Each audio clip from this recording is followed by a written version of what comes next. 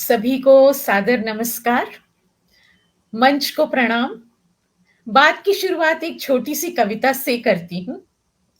संविधान दिवस पर संविधान दिवस पर क्या कहूँ?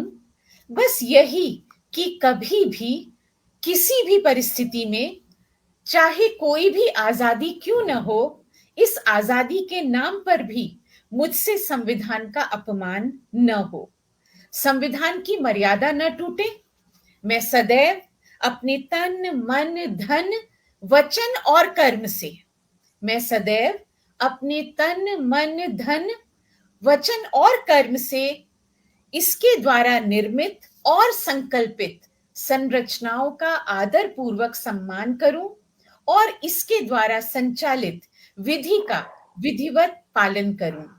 ईश्वर मुझ में सदैव ही संविधान के प्रति सहृदयता का भाव बनाए रखे। मैं सदा सर्वदा इसके प्रति समर्पित रहूं। सही मायने में तभी मैं भारतीय कहलाने की अधिकारिणी हूं। ये बात बिल्कुल सच है कि संविधान मानो हमारी लक्ष्मण रेखा है, मानो हमारी मर्यादा है।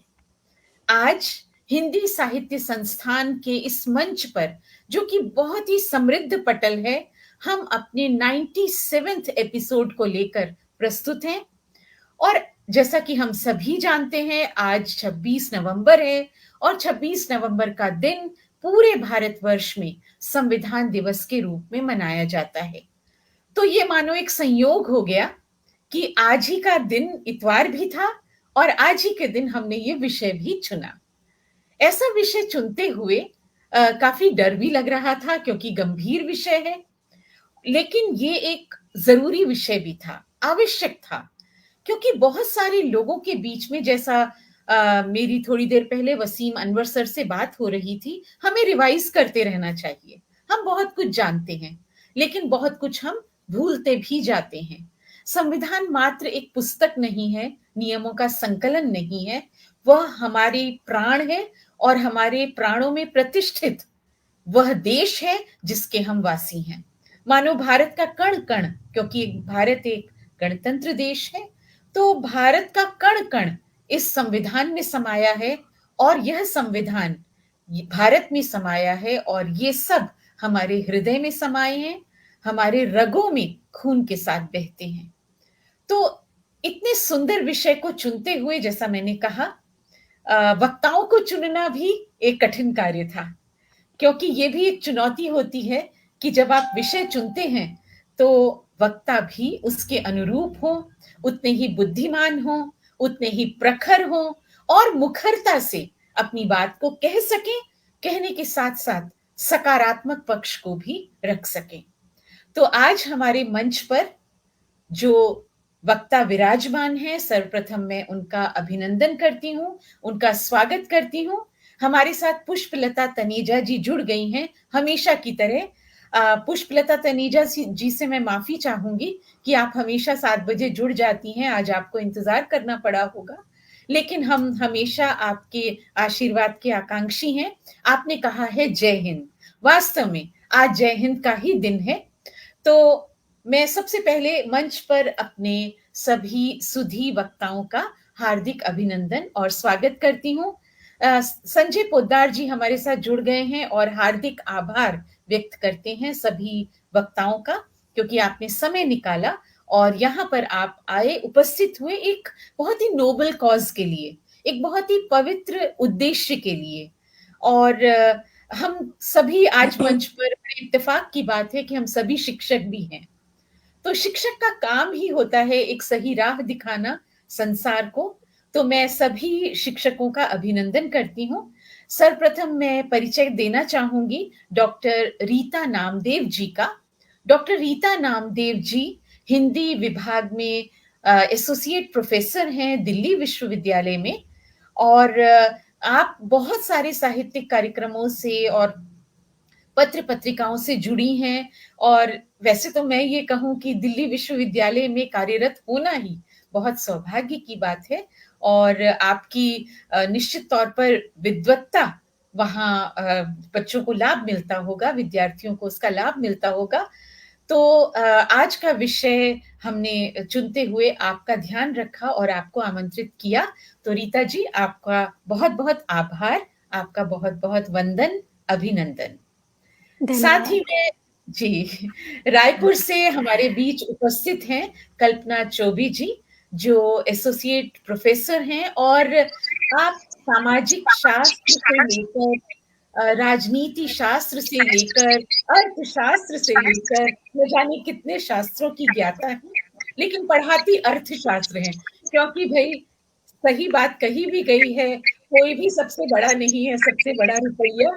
तो रुपया के आस-पास आपकी शिक्षण कार्य चलता है, जो बहुत-बहुत आभार आपका कि आपने समय निकाला और आप हमारे साथ पहले भी जुड़ चुकी हैं और तब भी हमने आपकी वाणी की मधुरता और साथ ही साथ प्रखरता, जैसे मैं आपके लिए अगर प्रयोग करूँ एक विशेषण, ये हमने तब भी महसूस किया था क्योंकि तब भी बहुत ही गंभीर विषय था और खादी पर हमने बात की थी।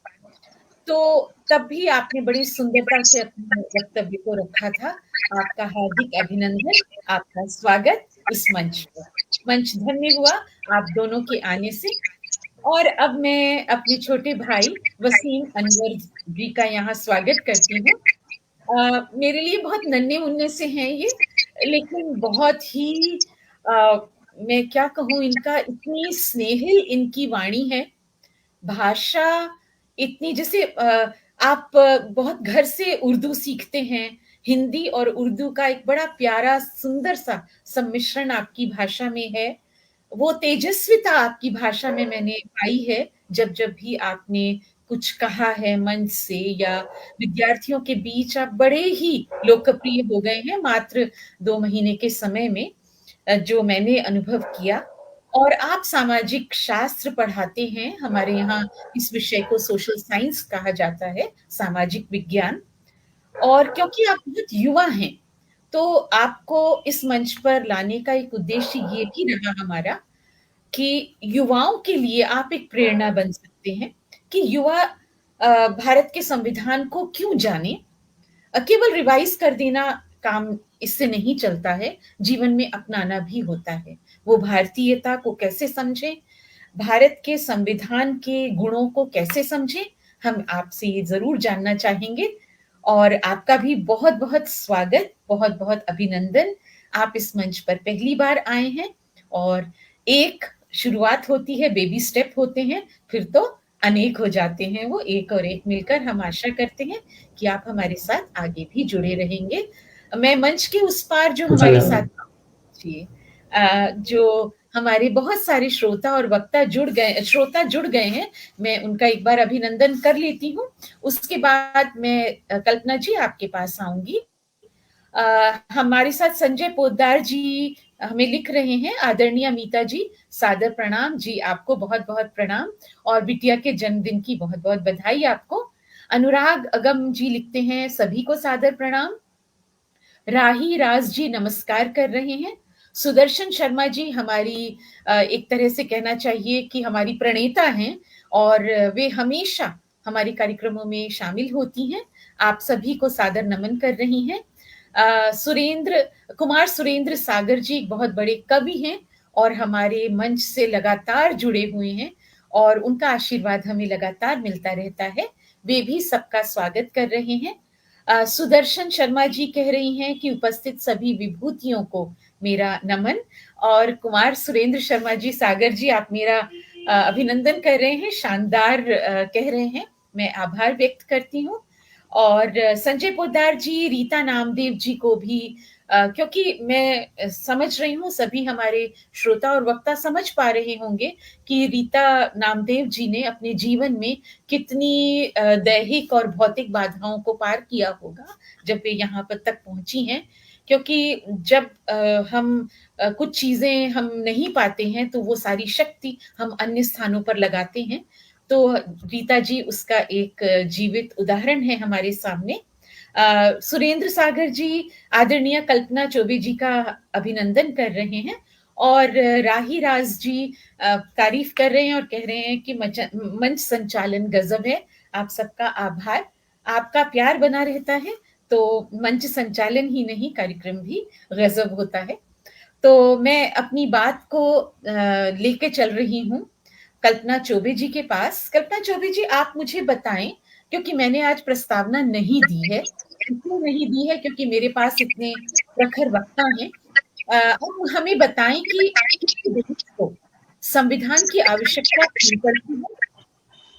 भारत में, क्योंकि ये गणतंत्र देश है भारत, तो हमारा संविधान कैसा है? इस पर आप विचार करें और प्रकाश डालें। आपका स्वागत है। धन्यवाद नीता जी। सर्वप्रथम आप सभी को प्रणाम और नमस्कार करते हुए भारत को प्रणाम करते हुए मैं आज की चर्चा शुरू करती हूँ।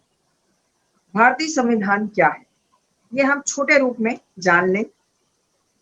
2 वर्ष 11 माह 22 दिन, 395 अनुच्छेद, 22 भाग और 8 अनुसूचियों के साथ निर्मित हमारा संविधान, आपका संविधान, मेरा संविधान। सर्वप्रथम 1934 में संविधान सभा बनाने का एक विचार उत्पन्न हुआ था, लेकिन यह बना 1946 में कमेटी मिशन योजना के तहत। इसमें कुल 389 सदस्य चुने गए, जिनमें से 296 सदस्य वो थे जो ब्रिटिश प्रांतों से आए थे, 93 सदस्य देशी रियासतों के प्रतिनिधि थे और 4 चीफ कमिश्नर थे। इस प्रकार हमारी संविधान सभा का गठन हुआ और यहाँ से हमारे संविधान निर्माण का सफर प्रारंभ हुआ, जिसमें डॉक्टर भीमराव अंबेडकर, सरदार वल्लभ भाई पटेल, नेहरू जी जैसे बड़े बड़े लोग सम्मिलित थे, जिनकी बुद्धिमत्ता, ज्ञान और देश के प्रति समर्पण ने इस महान संविधान का निर्माण किया। प्रथम जो बैठक हुई वो थी 9 दिसंबर 1946, जिसमें सच्चिदानंद सिन्हा जी को एक अस्थायी अध्यक्ष के रूप में चुना गया और इसी सभा में डॉक्टर राजेंद्र प्रसाद को स्थायी अध्यक्ष के रूप में चुनाव किया गया। इसके पश्चात संविधान निर्माण के लिए न केवल अपने देश के विचारों को लिया गया, बल्कि विश्व के अनेक देशों के संविधानों का अध्ययन किया गया और वहां के जितने विशेषज्ञ थे उनकी भी राय ली गई। उन देशों में यूके, अमेरिका, आयरलैंड, कनाडा इत्यादि अनेक देश सम्मिलित थे। इन अध्ययन, अध्यापन और सबकी विचारों को संग्रह एक नियमावली के रूप में हमारे सामने आई और डॉक्टर भीमराव अंबेडकर जी ने इसे संविधान सभा के सामने प्रस्तुत किया। वह दिन था 26 नवंबर 1950। इस दिन हमारे संविधान को अंगीकृत किया गया। कल्पना जी, 1949 हमने 26 नवंबर 1949। जी जी, क्षमा चाहूंगी, 26 जनवरी 1949। यही कारण है कि हम 26 नवंबर को संविधान दिवस के रूप में मनाते हैं और वही आज का दिन है और इसलिए संविधान दिवस की आप सभी को बहुत बहुत शुभकामनाएं। 26 जनवरी 1950 वह दिन था जिस दिन हमारा संविधान लागू हुआ और हम प्रत्येक 26 जनवरी को पूरे गर्व के साथ गणतंत्र दिवस के रूप में मनाते हैं। हमारा यह संविधान का 70% हिस्सा हमने 1935 के भारतीय सरकार अधिनियम से लिए। हमारा संविधान तो इतना व्यापक है, यदि इस पर हम चर्चा करें तो शायद कई घंटे या शायद एक दिन भी कम पड़ जाए। इसलिए मैं संक्षिप्त में मेरा मान मेरा संविधान। क्यों है मेरा मान? क्योंकि हमारे संविधान में जहां महिलाओं के अधिकार, बच्चों के अधिकार, इन सब के अधिकारों की चिंता के साथ साथ हमारे देश की सीमा, उनकी सुरक्षा, राज्यों के निर्माण और सभी चीजों की गहन से गहन बातों को लिया गया है। जहां हमारे देश में जब संविधान का निर्माण हुआ तो जो पहला वाक्य लिखा गया वह था, हम भारत के लोग। संविधान निर्मात्री सभा ने निर्माण किया, लेकिन इसमें लिखा हम भारत के लोग। यह शब्द पढ़कर ही मुझे लगता है कि इस संविधान निर्माण में मैं भी शामिल हूं और मेरे देश का प्रत्येक नागरिक शामिल है। और हमारा सम्मिलित होना ही हमें बता देता है कि हम अपने संविधान के प्रति कितने निष्ठावान हैं और अपने संविधान के प्रति कितने सकारात्मक हैं। बहुत सुंदर, बहुत सुंदर। जी जी, बोलिए प्लीज। इसमें भाग 3 7 मौलिक अधिकारों को लिया गया, लेकिन बाद में इसमें संपत्ति के अधिकार को कानूनी अधिकार बना दिया गया। मौलिक अधिकार क्यों दिए गए? क्योंकि इस देश के प्रत्येक नागरिक को जीवन जीने, जीवन निर्वाह करने, शिक्षा प्राप्त करने से लेकर समस्त अधिकारों का उन्हें अधिकार है और यह अधिकार हमारे संविधान ने उन्हें दिया है। वहीं समानता, शोषण के विरुद्ध अधिकार, इस प्रकार बहुत सारे अधिकार हमें प्रदान किए गए। लेकिन केवल अधिकारों से काम नहीं चलता, हमें अपने कर्तव्य भी निभाने हैं। इसलिए भाग 4A में हमें मौलिक कर्तव्यों का भी ज्ञान करवाया गया। हमारे संविधान में जहां एकता, अपने प्रकृति की रक्षा और अपनी संपत्ति, जो हमारी सार्वजनिक संपत्ति है, इनकी सुरक्षा के लिए हमें कर्तव्य सिखाए गए, जो हम बच्चों को भी पढ़ाते हैं और हम स्वयं भी उसको अध्ययन करते हैं और अपने जीवन में लागू भी करते हैं। 86 संविधान संशोधन 2002 में 6 से 14 वर्ष के बच्चों के लिए अनिवार्य शिक्षा को भी जोड़ा गया। इस प्रकार हमारे कर्तव्य और अधिकारों के साथ साथ हमारे देश के उन चीजों को भी ध्यान रखा गया जो शासन से जुड़े हुए। केंद्र सरकार, राष्ट्रपति के अधिकार, राज्य सरकार, राज्यपालों के अधिकार और इसके साथ साथ स्थानीय शासन की भी व्यवस्था की गई और जिसमें सबसे महत्वपूर्ण रहा 73वें संविधान संशोधन के साथ हमारे राज्य सरकारों, क्षमा चाहूंगा, 73वें संविधान संशोधन के साथ स्थानीय सरकार के लिए पंचायती राज की व्यवस्था। यह व्यवस्था की जरूरत क्यों पड़ी? केंद्र और राज्य सरकार तो पर्याप्त थी, लेकिन नहीं, हमारा देश ग्रामों का देश है, कृषि प्रधान राष्ट्र है, हमारे देश का परिचय गांव से है। इसलिए आवश्यक था कि हमारे स्थानीय शासन में पंचायत को भी जोड़ा जाए और यह विचारधारा महात्मा गांधी के द्वारा ही दी गई, जिसे हमारे इसमें सम्मिलित किया गया। संविधान अत्यंत विस्तृत है, इसलिए गहराई तक पहुंचने के लिए हमें बहुत लंबा समय चाहिए। चूंकि मैं महिला हूं, इसलिए कुछ महिलाओं के अधिकारों पर भी चर्चा करती हूँ। महिलाओं को अनुच्छेद 51(1) में महिलाओं के प्रति सम्मान एक कर्तव्य के रूप में जोड़ा गया। वहीं अनुच्छेद 23 और 24 में महिलाओं के विरुद्ध होने वाले शोषण की भी व्याख्या की गई और उसे रोकथाम के लिए उसमें पूरी तरह से व्यवस्था की। 1956 में विमेन एवं गर्ल्स एक्ट के तहत शोषण के विरुद्ध महिलाओं को विशेष अधिकार प्रदान किए गए। अनुच्छेद 39 में महिलाओं के सम्मान के साथ साथ उनको ये अधिकार दिया गया कि वो जो मेहनत कर रहे हैं उनके साथ उनको समान वेतन प्राप्त हो। इस प्रकार हमारे देश में बच्चे, महिला और हमारे देश के एक एक कोने को संविधान में सम्मिलित किया गया। इस प्रकार कहा जाए तो हमारे संविधान ने छोटे से छोटे मुद्दे को भी अपने साथ समाहित किया है।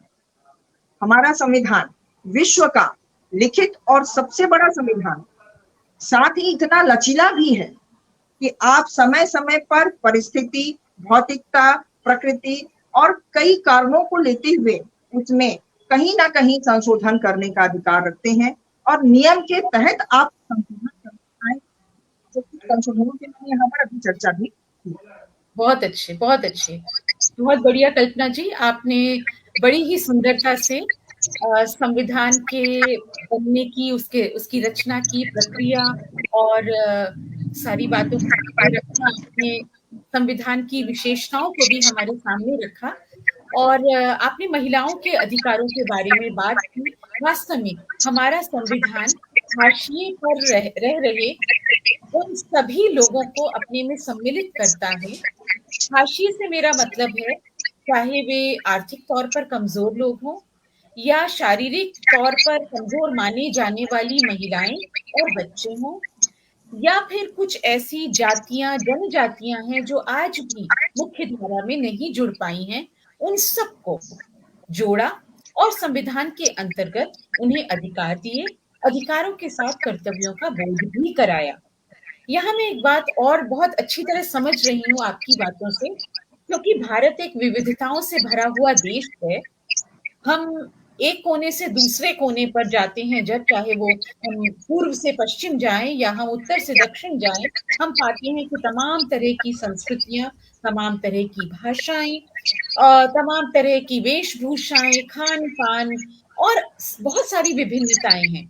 तो निश्चित तौर पर संविधान सभा की के लिए ये एक बहुत बड़ी चुनौती रहा होगा कि देश के कोने-कोने में बसे हुए लोगों को एक ऐसा नियमों का संकलन, एक समुच्चय देना जिसमें सभी शामिल हों। तो निश्चित तौर पर ये कठिन कार्य है, लेकिन हमारे देशवासी, हमारे बुद्धिजीवी, हमारे वे सब राजनेता, आज हम उन सबको प्रणाम करते हैं। कुछ के नाम आपने लिए, कुछ ऐसे भी अनाम होंगे जिनके नाम हम नहीं जानते, जिनके नाम कभी पटल पर आए भी नहीं। इन 200-300 अधिकारियों के अलावा, नेताओं के अलावा, उन सबको हम प्रणाम करते हैं आज और धन्यवाद देते हैं इस बात के लिए कि उन्होंने हमें ऐसा संविधान दिया जो आजादी के 75 वर्ष बीत जाने के बाद भी थोड़े बहुत संशोधन के साथ आज भी जीवित है। तो हम आगे बढ़ते हैं और आप अपना माइक म्यूट कर लीजिएगा प्लीज। और हम आगे बढ़ते हुए पहुंचते हैं रीता जी के पास। रीता जी, मेरा मान मेरा संविधान, इस विषय में आप क्या कहना चाहेंगी? जी, धन्यवाद नीता जी। सबसे पहले तो मैं कहना चाहूंगी, जय संविधान, जय भारत। बहुत सभी अच्छी। श्रोताओं को संविधान दिवस की हार्दिक शुभकामनाएं। मेरा संविधान महान है, मेरा मान है और बहुत समृद्ध है। इसका सबसे सटीक उदाहरण अगर मैं देना चाहूं तो अभी स्वयं मैं हूं, क्योंकि जितने दर्शक जुड़े हुए हैं इनमें बहुत से दर्शक जानते हैं कि मैं दृष्टिबाधित प्राध्यापिका हूं। तो अगर दृष्टि की बाधिता है, अगर संविधान ने मुझे यह अधिकार नहीं दिया होता कि मैं भी पढ़ सकती हूं, मैं भी नौकरी कर सकती हूं, तो चाहे मुझ में जितनी भी प्रतिभा थी, चाहे मैं जितनी ऊर्जा लगा लेती, जैसा कि कई लोग सिंबॉलिक से बनाते हैं कि गांव में या कुछ शहरों में भी जो ज्यादा अपने आप को अभी अपनी उन परंपराओं से नहीं तोड़ पाए हैं जो भेदभाव को दिखाती हैं, बताती हैं, तो हमें कहेंगे सूरदास। जबकि कोई दूसरा कवि हो, गायक हो, उन्हें तो कोई नहीं कहता कि आप तुलसीदास हैं, है ना। तो सूरदास ही बन पाते, गाते, अच्छा गाते तो गायन में टिकते, नहीं गा पाते तो शायद कुछ और करते।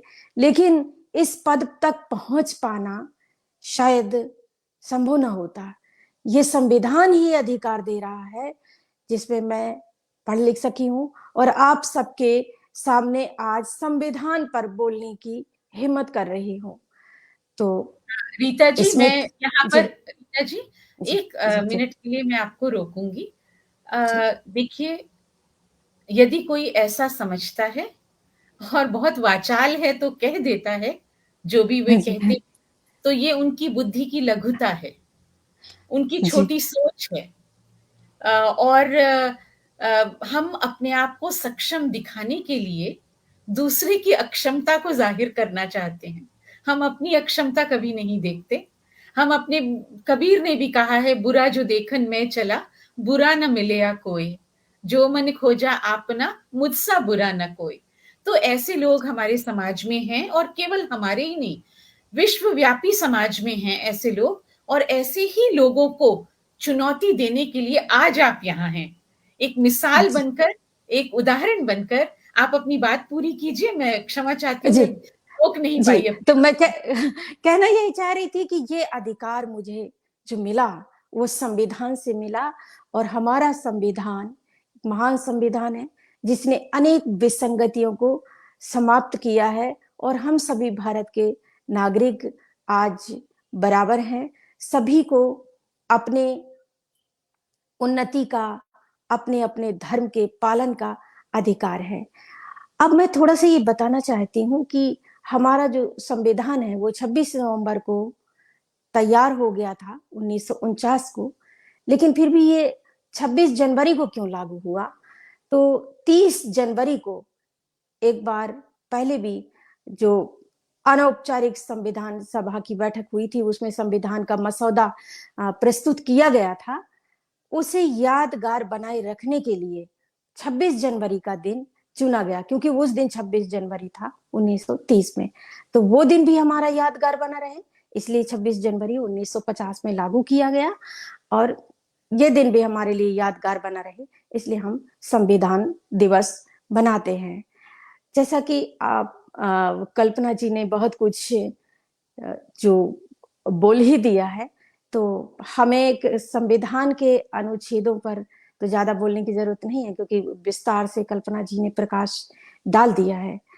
अब मैं बात करना चाहूंगी कि संविधान का सम्मान बना रहे, और संविधान हमारा सबको अधिकार दे सके, सबको मालूम हो सके कि हम सबको समानता के अधिकार हैं। इसके लिए बहुत जरूरी है कि संविधान के विषय में पढ़ाया जाए, पढ़ा जाए, और सभी नागरिकों को ये मालूम रहे कि अगर हमारे साथ कोई गलत करता है, तो वो गलत सहने के लिए हम तैयार नहीं हैं, हम उसको चुनौती देंगे।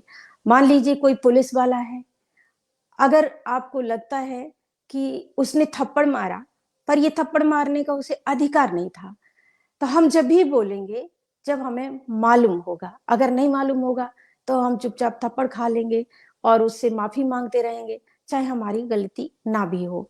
तो इसके लिए बहुत जरूरी है कि संविधान और कानून की शिक्षा में विस्तार लाया जाए, और उसे थोड़ा सरल करके सभी को पढ़ाया जाए, जागरूक किया जाए। इसके लिए ये भी जरूरी है कि जो हमारे मीडिया पर्सन हैं, वो भी इस पर योगदान दें। हमने कर्तव्यों और अधिकारों की बात की है, लेकिन एक सवाल मेरे मन में हमेशा आता है कि जो हमारे नीति निर्देशक सिद्धांत हैं हमारे सरकारों के लिए, तो उनका पालन करना उनके लिए जरूरी होता है, लेकिन अगर नहीं पालन करते हैं तो उसके पीछे कोई दंड विधान नहीं है। शायद इसलिए दंड विधान नहीं रखा गया होगा कि हो सकता है कि कभी इनका सहारा लेकर के इनका दुरुपयोग किया जाए और किसी सरकार को या किसी नेता को सिर्फ बदनाम करने की काम लाया जाए, या जो भी रहा हो। तो मैं ये कहना चाहती हूँ कि इसमें थोड़ा एक बार फिर से सरकारों को ध्यान देना चाहिए, और नीति निर्देशक सिद्धांतों का पालन करना भी अनिवार्य होना चाहिए। जैसे हमारा बहुत अच्छे। कर्तव्य पालन करना भी अनिवार्य होना चाहिए। हमें अधिकार चाहिए, पर हमें कर्तव्य भी करने हैं।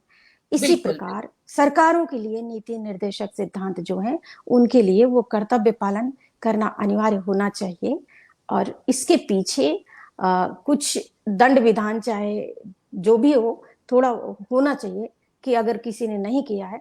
जैसे मैं क्षमा सहित कहती हूँ कि किसी भी पार्टी को लेकर के या किसी राजनीति को लेकर के मेरा कोई दोष नहीं है। मैं भारतीय हूँ और भारत की मेरी चिंता है, क्योंकि बहुत मैं अच्छे। भारत की नागरिक हूँ। जी, रीता क्या नामदेव जी, बहुत बढ़िया आपने बात कही है।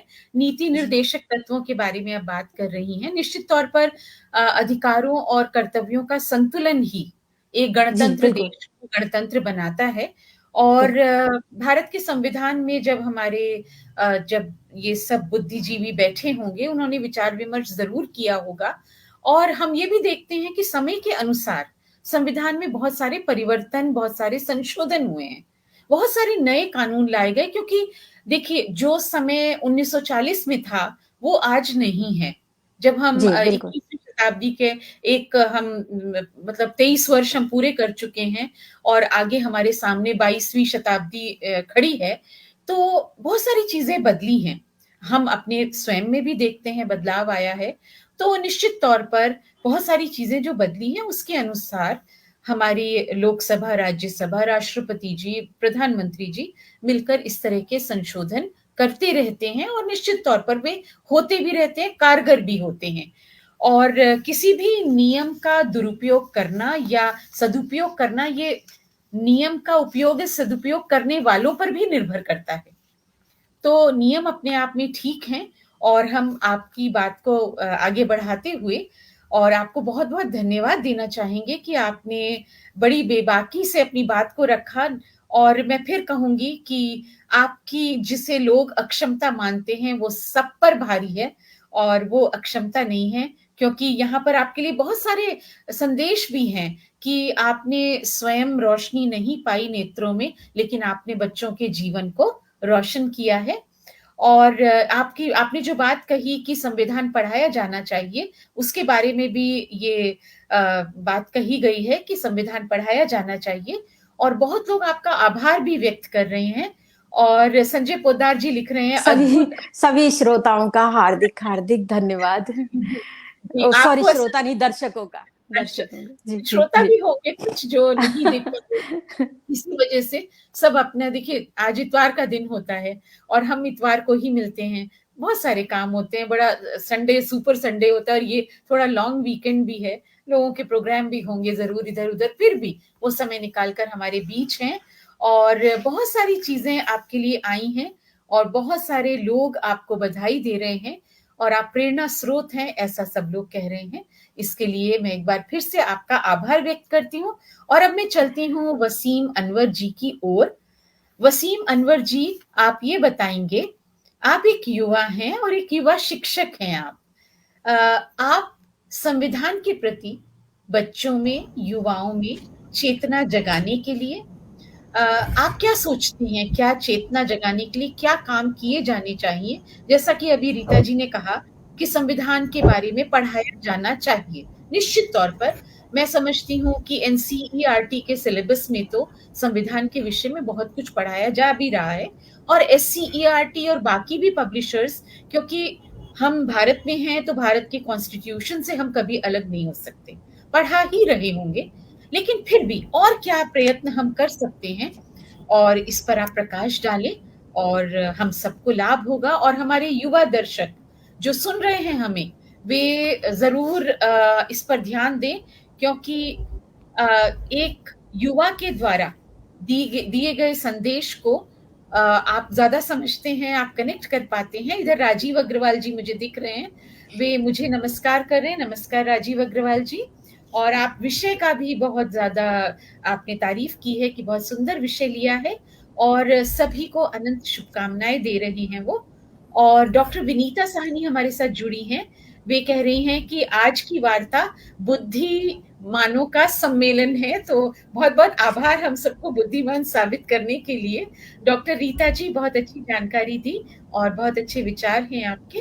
विनीता जी आगे कह रही हैं सही बात, सबको जानकारी देनी चाहिए। अगर हमें अपने अधिकारों के का ज्ञान ही नहीं होगा, तो हम अधिकार कैसे प्राप्त करेंगे? लेकिन मेरा मानना यहाँ ये भी है कि अधिकार और कर्तव्य ये संतुलित होने चाहिए। हम डिमांड तो बहुत करते हैं कि हमें अधिकार मिले, लेकिन हम अपने कर्तव्य छोटे-छोटे कर्तव्यों का पालन हम नहीं करते, चाहे वो रेड लाइट पर रुकना हो या कूड़ा ना फैलाना हो या बड़ों से आदर से बात करना हो या और भी बहुत सी छोटी बहुत छोटी बातों पर हम ध्यान नहीं देते और हमें अधिकार ज़रूर चाहिए। तो यहाँ मैं इतना ज़रूर जोड़ूँगी और राजीव अग्रवाल जी आज काशी में हैं, तो मैं भी अभी ऋषिकेश गई थी राजीव अग्रवाल जी।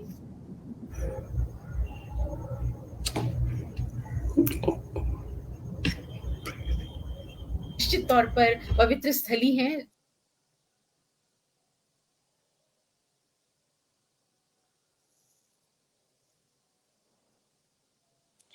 मीता जी, आपकी आवाज़ नहीं आ रही है।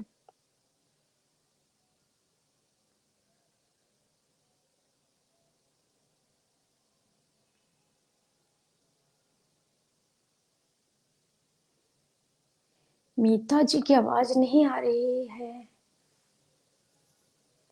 7:44 p.m. 2:0:1:2. Cal 80% battery control center. Airplane mode. Switch button on. Off. Calendar. Dot. Phone. One new item. Miss. Button. Recents. Heading. Plus. 9. Plus. 9. 1.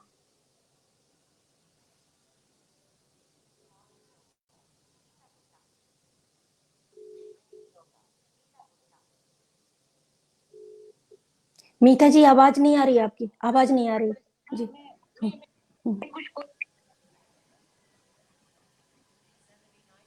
battery control center. 3.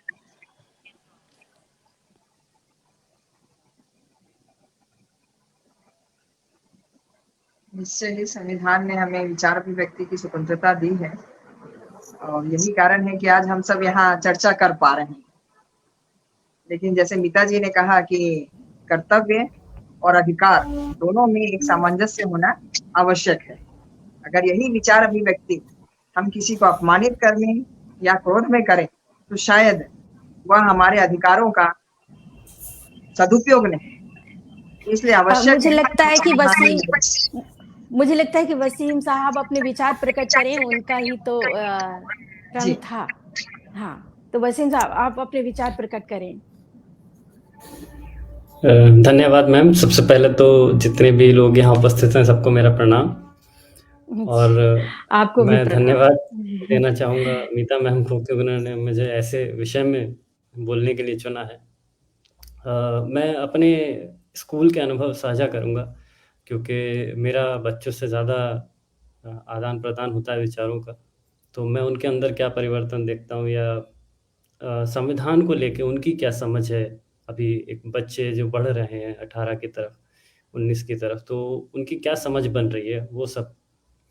तो इसके लिए मैं जो मैम ने बोला अभी कि सामंजस्य होना चाहिए अधिकारों और कर्तव्यों में।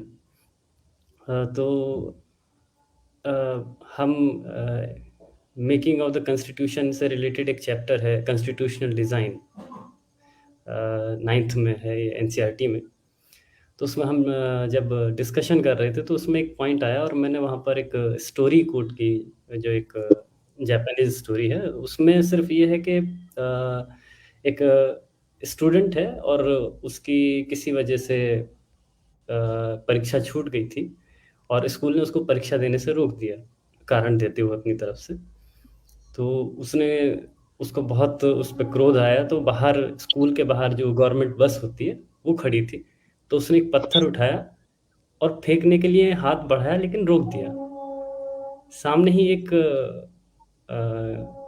इंसान थे, वो जा रहे थे, उन्होंने रोका, उसको पूछा कि बेटा आपने पत्थर उठाया और मारा क्यों नहीं फिर आपने? तो उसने कहा कि मैं इसलिए मारने वाला था क्योंकि मुझे गुस्सा था, और लेकिन मैं इसलिए रुका क्योंकि वो एक राष्ट्र की संपदा है, एक नेशनल प्रॉपर्टी है बहुत बढ़िया, बहुत बढ़िया। और हमारे ही टैक्स से ये बनता है, हमारा ही है। तो जब मेरा ही है तो मैं उसको क्यों खराब करूँ?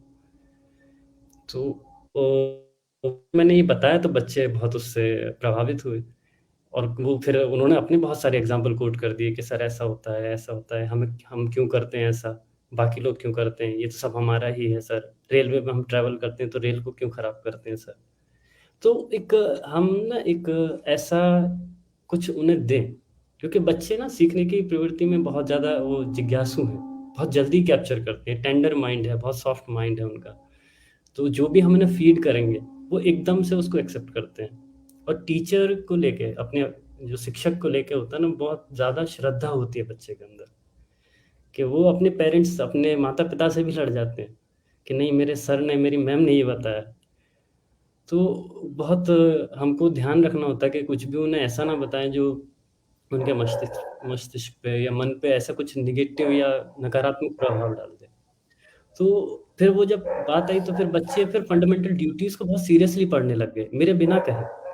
वो खोज के ला रहे हैं कि सर ये आर्टिकल 51 ए एच में क्या लिखा हुआ है, साइंटिफिक टेम्पर क्या होता है, हमें साइंटिफिक थॉट को क्यों प्रमोट करना चाहिए। तो एक बार हमको उनके ऐसा नहीं है हमारे बच्चे पढ़ नहीं सकते या ये उनके अंदर कैपेबिलिटी नहीं है, क्षमता नहीं है। बस हमें थोड़ा-सा उनको वो अलग एक ना लॉ दिखानी है बस एक बार। एक बार हमने उनको डायरेक्शन दे दी, वो काम करने लगेंगे। अब बात आती है कि उन्हें बताना ही क्यों है ये सब?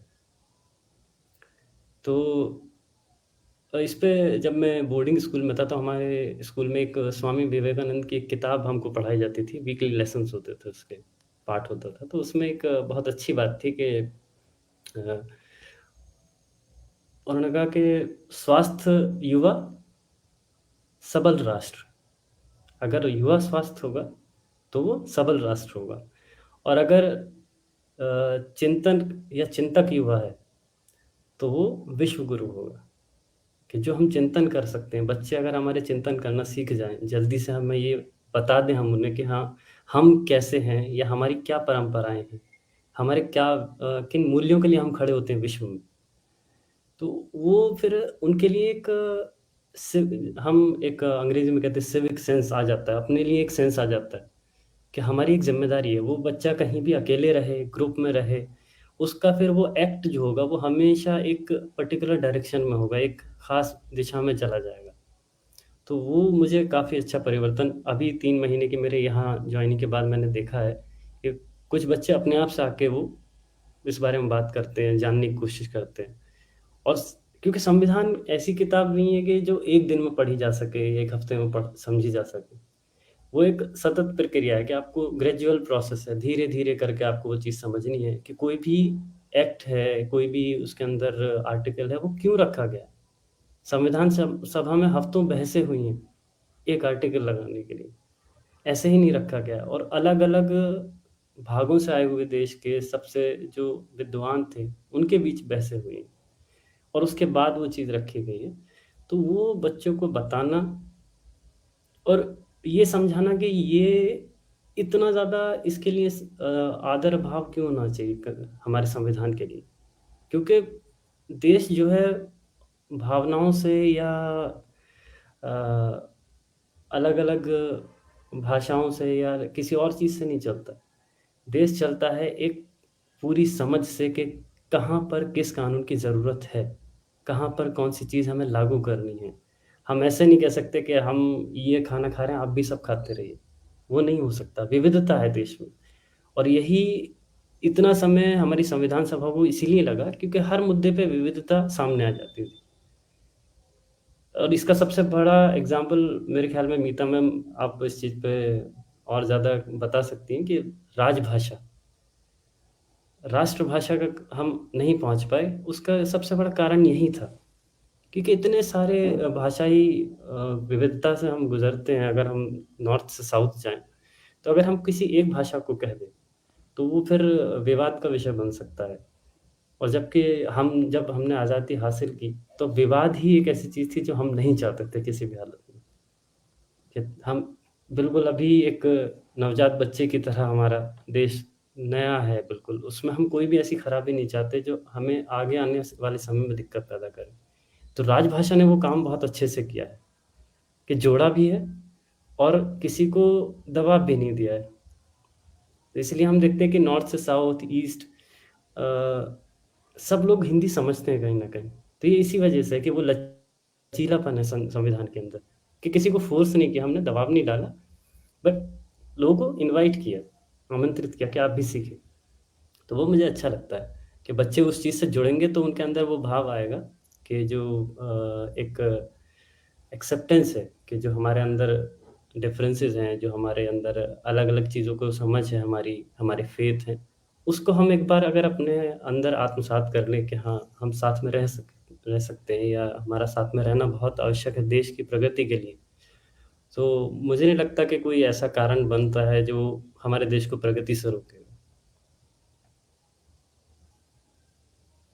बहुत बढ़िया। सबसे पहले तो मैं सुनना चाहूंगी कि नेटवर्क चले जाने के कारण मैं नहीं जुड़ पाई, फिर अब मैंने फोन पर दोबारा से जोड़ा अपने आप को, लेकिन मैंने वसीम सर की सारी बातों को सुना है और जिस तरह कल्पना जी आपने मंच संभाला उस समय जब मैं थोड़ा गायब हो गई थी, इसके लिए आपका आभार, क्योंकि ऐसा हो जाता है कभी-कभी और फिर अगर कोई संभालने वाला है तो बहुत अच्छा लगता है। वसीम जी, आपने बहुत अच्छी बात कही कि हमारे नन्हे-मुन्ने जो देश के भावी कर्णधार हैं, उनके मन में किस प्रकार से संविधान के प्रति आदर और सम्मान की भावना जगाई जा सकती है। ये बात बिल्कुल सच है कि अगर आप ये कहेंगे कि इसका आदर करो, आदर करो, आदर करो, तो बच्चे के मन में प्रश्न उठता है कि क्यों आदर करें? ऐसा क्या है मैं इसमें? एक तो आपके चीज़ और जी, यहाँ पर बोलना चाहता था मैं, बोलिए, वो बोलिए, ये बोलिए। कि जैसे एक है कि बच्चे सुनते नहीं हैं, बच्चे नकल करते हैं। तो हम उन्हें अगर लगातार समझाने में कहते रहेंगे, वो नहीं पढ़ेंगे। अगर हम उनके सामने खुद उठाकर संविधान को पढ़ने की कोशिश करेंगे, समझने की कोशिश करेंगे, तो एक दिन हमको नकल करते-करते खुद भी वो सीखना शुरू कर देंगे। तो कई बार हमें खुद बिल्कुल सही वो एक आपने आगे कदम बढ़ाना पड़ता है। तो जी। वो एक कोशिश हम कर सकते हैं अपने-अपने घरों में। बिल्कुल, आपने मैं हमेशा मानती हूँ कि बच्चे हमेशा बंदर होते हैं, क्योंकि जिस तरह बंदर नकलची होता है, उस तरह बच्चे भी इसको नकल कहें या अनुसरण कहें, क्योंकि एक मार्गदर्शक जब किसी के सामने होता है, आपने विवेकानंद जी का नाम लिया, विवेकानंद जी से बढ़कर मार्गदर्शक भारत में और कौन है? और विश्व में अगर हम माने, सारे विश्व में उनका डंका है। तो जब मार्गदर्शक सही होता है, उसका व्यवहार स्वयं में सही होता है, और फिर हमारे लिए वो रोल मॉडल हो जाता है।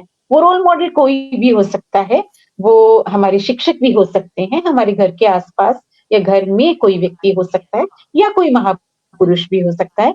तो वसीम जी, आपने बड़ी ही अच्छाई से बहुत ही सधे हुए शब्दों में, संतुलित शब्दों में अपनी बात को रखा, और बहुत ही, जैसा मैंने पहले ही कहा था, कि बहुत सौम्य हैं और सौम्यता से बोलते हैं। तो उसी सौम्यता को आपने धारण करते हुए अपनी बात को रखा, और निश्चित तौर पर इसी से बच्चे प्रभावित होते हैं, और लगातार करने से, एक दिन बताया, एक दिन बताने के बाद फिर अगले दिन नहीं बताया, या बहुत लंबे समय तक नहीं बताया, तो बच्चे भी भूल जाते हैं। और ये वो पीढ़ी है जो केवल आज ही नहीं पढ़ रही है ये, जब आगे कभी सिविल सर्विसेज में या किसी भी और बड़ी परीक्षा में वे भाग लेंगे, प्रतियोगी परीक्षाओं में, तो विषय न भी पढ़ रहे हों, तो भी ये कुछ ऐसी चीजें हैं जिनका उनको सामना करना होगा। और जैसा कि रीता जी ने कहा कि हमें अपने अधिकार पता होने चाहिए, साथ-साथ हमें अपने कर्तव्य भी पता होने चाहिए। तो इन सब चीज़ों के लिए संविधान की जानकारी हर एक व्यक्ति को होनी चाहिए। और हमारा संविधान इसलिए भी महान है, क्योंकि संविधान की उद्देशिका बड़ी महान है, और विश्व में हमारी उद्देशिका को सराहा जाता है, और उसका एक-एक शब्द मानो माला में मोती की तरह चमकता है। तो आप सभी का आभार व्यक्त करते हुए, मैं, क्योंकि समय भी हमारा हो गया है, और मैं उद्देशिका को पढ़ना चाहूँगी, और उसके बाद हम अपने कार्यक्रम को समाप्त करेंगे। भारत के संविधान की प्रस्तावना या उद्देशिका, अंग्रेजी में इसे प्रिएम्बल कहते हैं। हम भारत के लोग भारत को एक संपूर्ण प्रभुत्व संपन्न, समाजवादी, पंथ निरपेक्ष, लोकतंत्रात्मक गणराज्य बनाने के लिए तथा उसके समस्त नागरिकों को सामाजिक, आर्थिक और राजनैतिक न्याय, विचार, अभिव्यक्ति, विश्वास, धर्म और उपासना की स्वतंत्रता, प्रतिष्ठा और अवसर की समता प्राप्त करने के लिए तथा उन सब में व्यक्ति की गरिमा और राष्ट्र की एकता और अखंडता सुनिश्चित करने वाली बंधुता बढ़ाने के लिए दृढ़ संकल्प होकर अपनी इस संविधान सभा में आज तारीख 26 नवंबर 1949 ईस्वी, मिति मार्ग शीर्ष शुक्ल सप्तमी, संवत 2006 विक्रमी को एतद द्वारा इस संविधान को अंगीकृत, अधिनियमित और आत्मार्पित करते हैं। आप सभी मेरे साथ मिलकर बोलें, जय हिंद, जय भारत, जय संविधान। जय हिंद, जय भारत, भारत, जय जय भारत, जय संविधान। संविधान। जी, इन सभी शब्दों के साथ एक बार पुनः सभी का आभार व्यक्त करते हुए, जो मंच पर हैं और जो मंच के उस पार हैं, आपने हमारे कार्यक्रम को सफल बनाया। थोड़ी बहुत हमारी आज तकनीकी कमियां रही, उसके लिए हम फिर से क्षमा चाहते हैं। पर उन चीजों पर कभी-कभी हमारा बस नहीं होता, जोर नहीं होता। पर फिर भी आपने हमारी प्रतीक्षा की और धैर्य बनाए रखा कार्यक्रम में, इसके लिए हम फिर से आभार व्यक्त करते हैं। सभी सुधी वक्ताओं का हम आभार व्यक्त करते हैं। हम मंच के उस पार वैभवी जी का आभार व्यक्त करते हैं कि उन्होंने आज इस विषय में हम सबको शामिल होने का मौका दिया और मुझे संचालन का अवसर दिया। तो आप सभी को एक बार पुनः धन्यवाद देते हुए इस मंच से अब हम सब विदा लेते हैं और हम 100वें एपिसोड की ओर बड़ी तेजी से बढ़ रहे हैं। हमारे आने वाले विषयों में हम एक दिन आंखों पर बात करेंगे। आप भी चेक करिएगा कि आपकी आंखें कैसी हैं, काली हैं, भूरी हैं, नीली हैं, कैसी हैं। और एक दिन हम बात करेंगे विश्व में छाए हुए युद्ध के संकट की। और 100वां एपिसोड हमारा बहुत ही स्पेशल होगा, जो कि मैं थोड़ा सा इसको छुपा के रखना चाहती हूँ, बताना नहीं चाहती।